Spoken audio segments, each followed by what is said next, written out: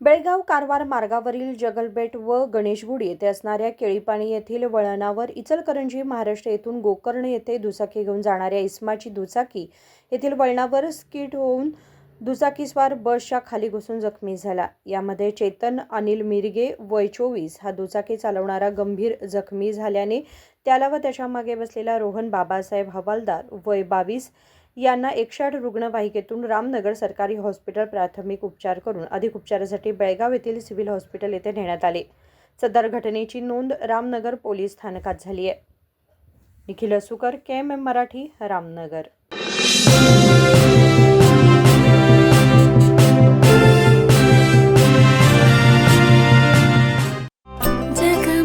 ಜಗಮಗ ಹೊಳೆಯುವ ಕಣ್ಣುಗಳು ಹೃದಯದಿ ಹರುಷದ ಅಲೆಗಳು